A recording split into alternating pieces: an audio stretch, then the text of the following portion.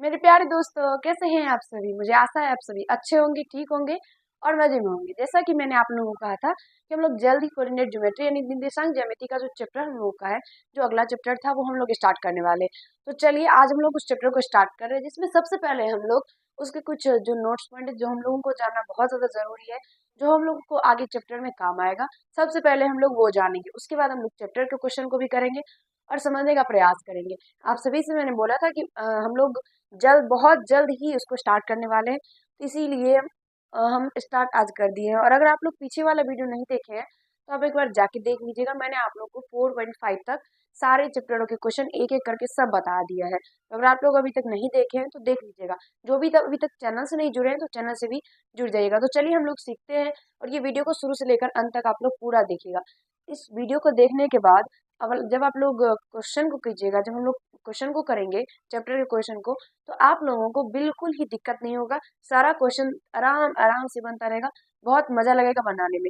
अगर इस वीडियो को आप लोग पूरा वॉच करते हैं तो विश्वास मानिए एक भी क्वेश्चन आप लोगों को चैप्टर में नहीं छूटेगा। तो चलिए हम लोग करते हैं। देखिए, सबसे पहले इस चैप्टर को शुरू करने से पहले कुछ इनका जो मतलब ये होता है परिचय वाला पार्ट, जो हम लोग आपको पता है कि हम लोग पढ़ते हैं सबसे पहले परिचय वाला पार्ट। कुछ भी कोई भी चैप्टर होता है उसका सबसे पहले हम लोग वही करते हैं। उसका नोट्स पॉइंट जो होता है, जो जानना जरूरी होता है, तो वही करेंगे। तो सबसे पहले आप लोग देखेंगे जो आप लोगों को बोर्ड पे दिख रहा है कि आखिर ये है क्या। सबसे पहले हम लोग निर्देशांक ज्यामिति की बात करते हैं, सबसे पहले सामने में यही आ जाता है। आखिर ये है क्या। तो मेरे प्यारे दोस्तों, ये कुछ भी नहीं है, ये है, देखिए यहाँ से लेकर ये जो एक्स है, ये इधर सबसे पहले आप लोग एक बात हम आपको बताते हैं कि ये जो पूरा का पूरा क्षितिज रेखा आपको दिख रहा है, ये पूरा क्षितिज रेखा, इसको हम लोग एक्स अक्ष कहते हैं। और ये जो ऊर्ध्वाधर रेखा यानी खड़ी रेखा दिख रहा है, इसको हम लोग वाई अक्ष कहते हैं। ठीक है। उसके बाद देखेंगे, ये एक बहुत इंपॉर्टेंट बात है जो आप लोगों को समझना है, और मुझे ऐसा आप लोगों को पता भी होगा। नहीं है पता तो देखिए इस वीडियो में सारा कंसेप्ट क्लियर हो जाएगा। तो क्षितिज रेखा, क्षितिज रेखा पता है, जो ऐसे पड़ी रेखा होता है उसको बोलते हैं क्षितिज रेखा।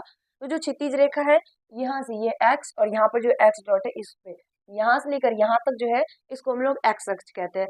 और जो ऊर्ध्वाधर रेखा यानी खड़ी रेखा है, ये वाई से लेकर वाई डॉट तक, ये पूरा को हम लोग क्या कहते हैं, तो वाई अक्ष कहते हैं। ठीक है, हम लिख देते हैं ऐसा। तो यहाँ देखिए लिख देते हैं यहाँ पर एक्स अक्ष, ये एक्स अक्ष है। सिर्फ ये नहीं, ये पूरा यहाँ से लेकर यहाँ तक, और ये जो है ये वाई अक्ष है। ठीक है, ये आप लोगों को याद रखना है। उसके बाद देखेंगे अगर, तो ये जीरो से लेकर ये एक्स तक, ये जीरो से लेकर यहाँ पर जीरो आप लोग को दिख रहा है, यहाँ से लेकर यहाँ तक जो भी इसमें मान होता है वो सारा क्या होता है, तो प्लस में होता है, वो सारा पॉजिटिव होता है। ये जीरो से लेकर इस एक्स तक जो भी मान रहेगा इधर, वो सारा क्या रहेगा, पॉजिटिव यानी एक्स मतलब सॉरी प्लस में रहेगा। ठीक है। और ये उसके बाद इस जीरो से लेकर यहाँ तक इस एक्स डॉट तक जो भी मान रहेगा वो माइनस में रहेगा। ठीक है, यानी नेगेटिव रहेगा, इधर पॉजिटिव और इधर नेगेटिव। सेम कंडीशन इधर भी, जो इस जीरो से लेकर ऊपर वाई तक जो भी रहता है वो क्या रहता है, मान प्लस में रहता है। और उसके बाद इस जीरो से लेकर ये वाई डॉट तक नीचे जो भी मान रहता है वो माइनस में रहता है। ठीक है, ये कंसेप्ट छोटा सा आप लोगों को समझ में आ गया होगा। ठीक है, इधर जीरो से लेकर इधर जो एक्स तक आप लोगों को दिख रहा है वो, जी सर, यानी ओ, इस ओ से लेकर एक्स तक है जो भी इधर दिख रहा है, इधर सारा मान पॉजिटिव होता है, इधर फिर ओ से एक्स डॉट तक माइनस में, फिर ऊपर भी ओ से वाई तक प्लस में, और ओ से फिर नीचे वाई डॉट तक माइनस में होता है। ठीक है, ये याद रखिएगा। उसके बाद अगर बात करें इसमें और हम लोग क्या क्या जान सकते हैं, देखिए ये जो चार आप लोग को दिख रहा है यहाँ से, ये जैसे कि यहाँ पे देखिए वाई और ये एक्स, यहाँ से ये जो ऐसे बना हुआ है समकोण टाइप से, ये जैसे ऊपर में वाई है और नीचे में एक्स है। आप लोग नीचे में देखिएगा कि देखिए ऊपर में वाई है और नीचे में यहाँ पे एक्स है। ये जो समकोण टाइप से दिख रहा है ये, फिर सेम इधर भी ऐसे है ना, ये ऊपर में फिर वाई है और इधर एक्स डैश है, फिर सेम नीचे भी है, यहाँ पे एक्स डैश और एक्स डैश और नीचे में वाई डैश है। ये जो चार इधर खाली खाली स्थान आप लोगों को दिख रहा है, इसमें ये और ये क्या है, तो ये जो है इसको हम लोग क्या बोलते हैं, इसको हम लोग पाद बोलते हैं। जैसे कि देखिए कातीय तल जो होता है वो, मतलब जैसे कि ये खाली स्थान जो होता है इसमें हम लोग कोई भी निर्देशांक जो दर्शाते हैं बिंदु को, तो हम लोग इसी में दर्शाते हैं। ठीक है। अब जैसे कि ये है, इसको हम लोग, चलिए सबसे पहले मिटा देते कि ज्यादा ही कचरा हो गया। चलिए इसको मिटाते हैं। ठीक है सर, अब ख्याल रखेंगे। तो अब ये देखिए, अब ये जो है इसको हम लोग प्रथम पाद बोलते हैं।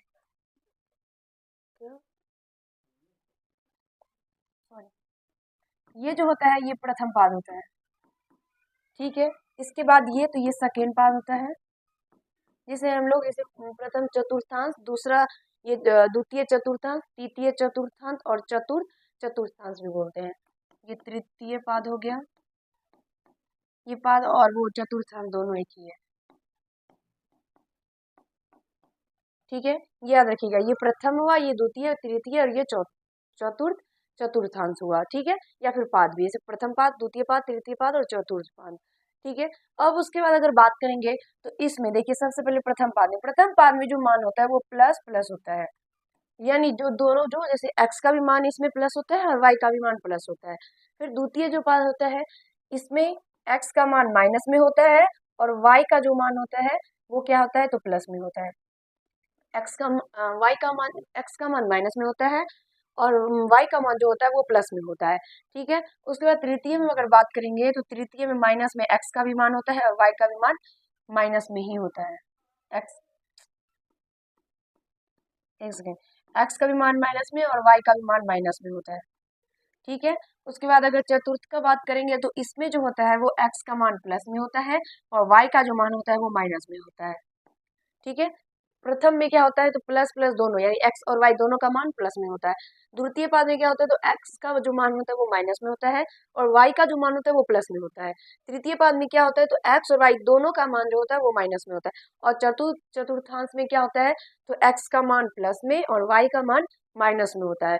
अब देखिए इसको याद रखना है, तो याद रखने के बहुत सारे ऐसे तरीका, जैसे कि आप लोग अगर समझ रहे हैं इसको, तो समझने के दृष्टिकोण से अगर देखेंगे तो देखिए इसमें अभी हम आपको बताए कि ये मतलब सॉरी जीरो से लेकर इधर ओ से लेकर एक्स तक जो होता है वो प्लस होता है, यानी ये पूरा का पूरा जो इधर दिख रहा है आप लोगों को ये प्लस है, इधर प्लस होता है। फिर ये भी बोले कि अभी प्लस होता है, तो ये दोनों प्लस होता है, तो इसके बीच में जो भी बिंदु होगा वो प्लस में होगा।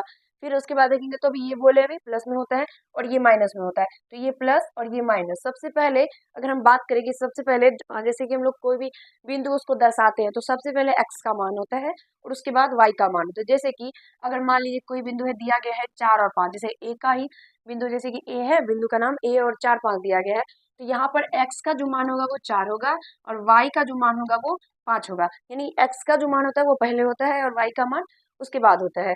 तो देखिए यहाँ पर जो है फिर x इधर पे इधर क्या होता है, x जो है माइनस में इसलिए माइनस, और फिर y वाला इधर क्या है, तो प्लस में है, तो यहाँ पे प्लस। सेम इधर ये दोनों जो रेखा है ये दोनों रेखा माइनस में होता है, इसलिए इधर माइनस माइनस होता है। फिर इधर अगर बात करें तो एक प्लस में x प्लस में होता है, y माइनस में होता है, यानी x का मान प्लस में और y का मान जो है वो माइनस में होता है, ठीक है। यहाँ तक समझने में मुझे ऐसे आप लोगों को दिक्कत नहीं हुआ होगा।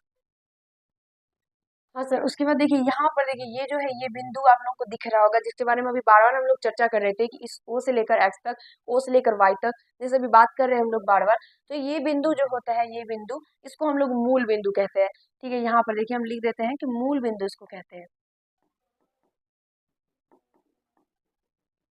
मूल बिंदु देखिए जहां पर एक्स अक्ष और वाई अक्ष एक दूसरे को काटता है, जैसे कि देख सकते हैं ये एक्स अक्ष और ये वाई अक्ष जहां पे काटता है उसको हम लोग मूल बिंदु कहते हैं, ठीक है। और मूल बिंदु का निर्देशांक जो होता है वो 0 और 0 होता है। ये आप लोगों के एक जो ऑब्जेक्टिव क्वेश्चन होता है उसका एक नंबर है ये, क्योंकि बार बार पूछा जाता है मूल बिंदु का निर्देशांक कितना होता है, तो 0 0 होता है। याद रखिएगा जहां पर एक्स अक्ष और वाई अक्ष एक दूसरे को काटता है उसको हम लोग क्या बोलते हैं, मूल बिंदु बोलते हैं। सर और कुछ इसमें बताने वाला? चलिए मुझे आशा है आप लोगों को समझ में आ गया होगा, बस इसमें इतना ही है, बस छोटा छोटा है जो कि आप लोगों को समझना जरूरी है, इसकी जानकारी है। अगर हम लोग पढ़ेंगे उसको तो कैसे समझ में नहीं आएगा तो फिर कैसे होगा, इसलिए समझने के लिए थे। और चलिए अगला कुछ और जानकारी देखिए आप लोग, देखिए सबसे पहले हाँ बोल देते हैं। देखिए यहाँ पर जो है सबसे पहले मूल बिंदु का निर्देशांक, मूल बिंदु का निर्देशांक अभी जस्ट हम आप लोगों को बताएं कि मूल बिंदु का निर्देशांक 0 0 होता है, 0 0 मूल बिंदु का निर्देशांक 0 0। और निर्देशांक को जो है नियामक भी हम लोग बोलते हैं, और क्वेश्चन में कहीं पे रहेगा कि इसका नियामक क्या होगा, तो समझ जाइएगा निर्देशांक, निर्देशांक और नियामक दोनों एक ही बात होगा, ठीक है। कहीं कहीं रहता है निर्देशांक के बदले नियामक भी रहता है। फिर उसके बाद यहाँ पर अगर देखेंगे तो दूसरा है एक्स अक्ष पर स्थित किसी बिंदु का निर्देशांक क्या होगा। एक्स अक्ष पर अगर कोई बिंदु स्थित है, जैसे कि यहाँ पर देखिए ये हम लोगों का जो है अभी जस्ट आप लोगों के साथ अभी शेयर किया, इस बारे में भी चर्चा की हम लोग, तो ये जो हम लोगों का एक्स अक्ष है, अगर इस रेखा पर कोई बिंदु स्थित है, मान लीजिए यहाँ पर अगर कोई बिंदु ए है जो स्थित है, तो इसका जो निर्देशांक होगा वो क्या होगा, एक्स अक्ष पे है, इसका मतलब एक्स का कुछ ना कुछ मान होगा। तो एक्स का कुछ ना कुछ मान होगा, चलिए हम एक्स ही ले लेते हैं। और एक्स अक्ष पर है तो इसका मतलब वाई का मान 0 है, तभी तो एक्स अक्ष पे। अगर एक्स का भी अक्ष पर है तो एक्स का मान तो है ही। अगर मान लीजिए वाई का भी कुछ ना कुछ अगर मान होता तो वो एक्स अक्ष पर होता ही नहीं, क्योंकि अगर बात करेंगे, देखिए ऐसे अगर है तो एक्स का मान लीजिए हम लोग ले लेते हैं, कुछ भी एक्स ले लेते हैं। अगर वाई का भी मान लीजिए एक ही है तो थोड़ा ना थोड़ा इधर तो होगा ही, एक्स अक्ष पे हो ही नहीं सकता। जब भी एक्स का मान जो है वो 0 है, तभी तो यहाँ पर 0 आ जाता है और एक्स का मान इधर हो जाता है, इसलिए एक्स का मान एक्स अक्ष पे कोई अगर बिंदु रहता है तो उसका निर्देशांक क्या हो जाता है, एक्स, और 0 हो जाता है। इसका मतलब एक्स का जो है कुछ ना कुछ मान है और वाई जो है वहां पे 0 है। ठीक है, चलिए मुझे आशा है समझ में आ गया होगा। तो यहाँ पे एक्स अक्ष पर स्थित किसी बिंदु का निर्देशांक जो होता है वो एक्स और 0 होता है, ये पूछा जाता है। ठीक है, फिर उसके बाद सेम है वाई अक्ष पर स्थित किसी बिंदु का निर्देशांक। तो वाई अक्ष पर अगर कोई बिंदु है तो इसका मतलब एक्स का जो मान है वो 0 है और वाई का जो मान कुछ ना कुछ वाई का मान होगा। तो यह इसलिए वाई की जगह पे वाई दे दी, ये दोनों पूछा जाता है।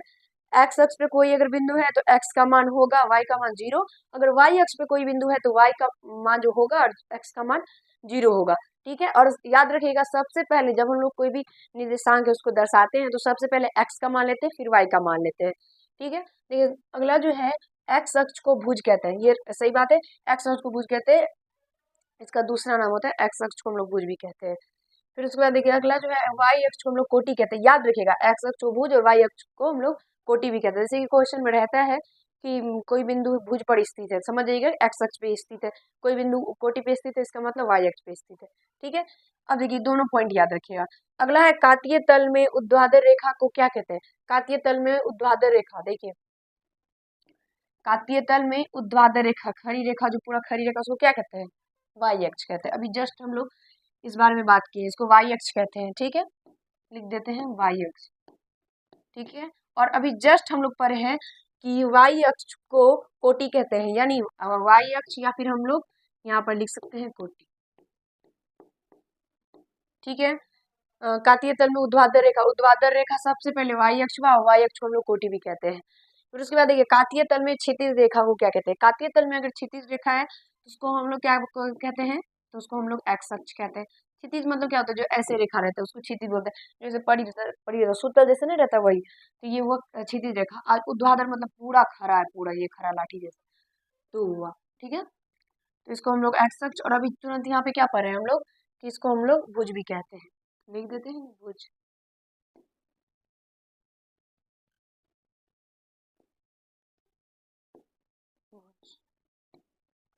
चलिए मेरे प्यारे दोस्तों, मुझे आशा है इतना समझ में आ गया होगा। कुछ आगे और है उसको भी समझ लेते हैं। चलिए ये देखिए आगे है बिंदु 4,5 किस पाद में स्थित है। ठीक है, यहाँ पे बात हो रहा है कि बिंदु 4,5 जो है वो किस पाद में स्थित। जैसे कि मैंने अभी आप लोग को बताया था कि ये चार, जैसे कि ये प्रथम पाद हुआ, ये सेकेंड, ये थर्ड, ये फोर हुआ। तो जैसे कि पहला है कि 4 और 5 किस पाद में, तो हम लोग कैसे पता लगाएंगे कि 4 और 5 किस पाद में से। जैसे कि अगर देखेंगे तो 4 है, 5 है, तो 4 और 5 है, इसका मतलब ये जो 4 है ये भी प्लस में है, ये जो 5 है ये भी प्लस में है। तो ये दोनों, जी सर, तो यहाँ पे जो प्लस में 4 है और प्लस में ही जो है 5 है, मानी एक्स का भी मान प्लस में है और वाई का भी मान जो है वो प्लस में है। तो किस पाद में होता है एक्स का भी मान प्लस और वाई का भी मान प्लस, तो प्रथम पाद में होता है एक्स और वाई दोनों का मान जो है वो क्या होता है, तो प्लस में होता है। तो यहाँ से ये प्रथम पाद हो जाएगा। ठीक है, अगला क्वेश्चन है बिंदु -2,5 किस पाद में स्थित है। यहाँ पे देखेंगे तो जो एक्स का मान है वो माइनस में है और y का मान जो है वो प्लस में है। y का मान जो है वो प्लस में है, तो किस पाद में होता है, जैसे कि देखिए x का मान यहाँ पे क्या होता है, ये x का मान है ये माइनस में होता है, और y जो है ये y है ना, तो ये प्लस में होता है। ये दोनों y है, ये भी y है, ये पहले y होता है और उसके बाद y डॉट होता है।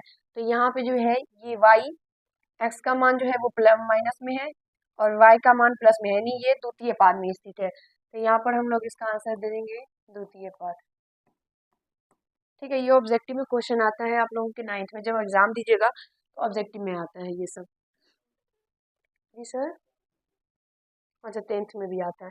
तो यहाँ पे देखिए बिंदु -3 को -5 किस पाद में स्थित है? -3 और दो, ये दोनों x का भी मान माइनस में और y का भी मान माइनस में है, तो ये तृतीय में होता है। यहाँ पे देखिए ये भी माइनस में है और ये भी माइनस में है, तो दोनों माइनस में है, तो ये तृतीय पाद में होता है। ठीक है, याद रखिएगा आप लोग। अगला जो है बिंदु 5 को -4 किस पाद में स्थित है? तो यहाँ पे x का जो मान है वो प्लस में है और y का जो मान है वो माइनस में है, यानी प्लस और माइनस। तो यहाँ पे ये चतुर्थ पाद है, सॉरी ये चतुर्थ पाद होता है, क्योंकि यहाँ पे देखेंगे तो ये प्लस में होता है और ये माइनस में होता है, तो ये प्लस और ये माइनस। तो यहाँ पे इसका x का मान जो है वो प्लस में होता है, y का मान जो है माइनस में होता है।